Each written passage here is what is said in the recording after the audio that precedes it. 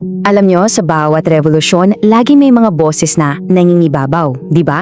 Pero paano kung yung pinakamatapang na boses, siya pa pala yung kokontra sa kapayapaan na inaasam ng lahat?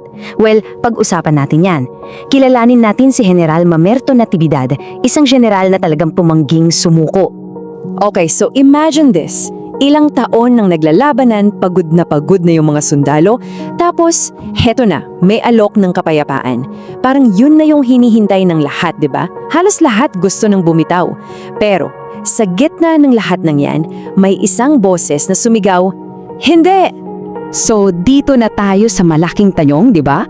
Bakit naman yung isa sa pinakamahusay na general ni Aguinaldo, yung tinatawag nilang batang general, mas pipiliin pa yung tuloy-tuloy na giyera kesa sa kapayapaan na gusto na ng halos lahat? Anong meron? Well, para maintindihan natin kung bakit ganon yung paninindigan niya, kailangan nating tingnan hindi yung mga plano ng giyera, kundi kung ano talaga yung nasa puso niya. Kasi para sa kanya, isa itong misyon para sa hustisya. Kasi yun yung totoo eh. Para kay General Natividad, hindi to basta-basta revolusyon lang, hindi to tungkol sa lupa o sa kapangyarihan. Sobrang personal ng laban na to. Ito, tungkol to sa dugo. Tingnan nyo, no, noong 1896, ang ama niya walang awang binitay ng mga Espanyol. Grabe yun. At yung trahedyang yun yung naging parang spark. Kaya nung sumali siya sa himagsikan, hindi lang ito para sa bayan, kundi isa itong paghanap ng hustisya para sa sarili niyang pamilya. Kaya, gets niyo na? Para kay Natividad, yung pagsuko ng hindi pa talaga tapos yung laban, parang tinapakan mo na rin yung alalahanan ng tatay niya at yung sakripisyo ng lahat ng iba pang biktima. It's a betrayal. Pagtataksil yon sa mismong dahilan kung bakit siya nagsimulang lumaban. Pero wag nating isipin na puro puso lang to, ha? Hindi lang emosyon yung nagpapatakbo kay Natividad. Yung paninindigan niya, nakaugat din yan sa galing niya bilang isang general. So, tingnan naman natin yung strategic side, yung plano niya sa Biak na Bato.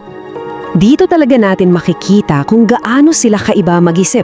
Para sa karamihan sa konseho, yung Biak na Bato yung na yung dulo, huling takbuhan, lugar para umupo at makipag-areglo para sumuko. Pero para kay Natividad, naku, iba. Para sa kanya, isa itong fortress, isang natural na kuta, yung perfect spot para magpalakas at ituloy ang laban.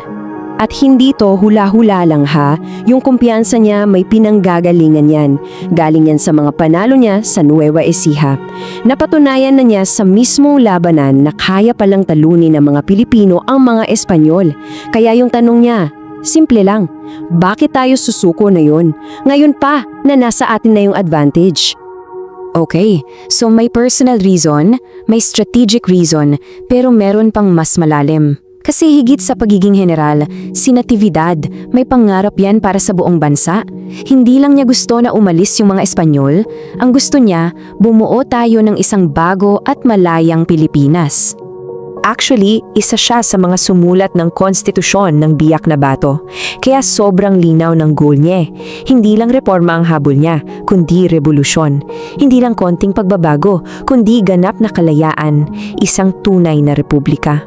Kaya naman yung Peace Pact, para sa kanya, para kang umuurong. Isang malaking step backward. Para kang bumabalik sa madilim na nakaraan, imbes na maglakad papunta sa liwanag ng isang bagong bansa. 'Di ba? Parang, bakit ka babalik sa kulungan na ang tagal mong pinaghirapang takasan? Pero dito nangyari yung trahedya. Isang pangyayari na biglang babago sa takbo ng lahat.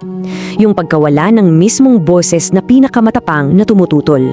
Nobyembre 11, 1897. Tandaan nyo yung petsa na yan. Dahil dyan, nagbago ang lahat para sa himagsikan.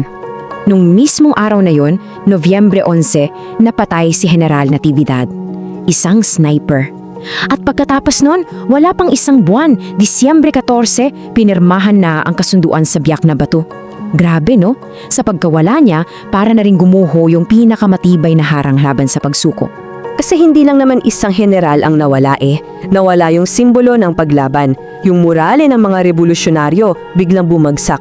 At yung daan papunta sa kasunduan na pilit niyang binabarahan, biglang naging malinis, naging maluwag. At dyan tayo naiiwan sa isang malaking what if, di ba? Paano kung hindi napatay si General Natividad? Kung andun pa rin yung boses niya, yung tindig niya, na ipaglaban yung tunay na tagumpay?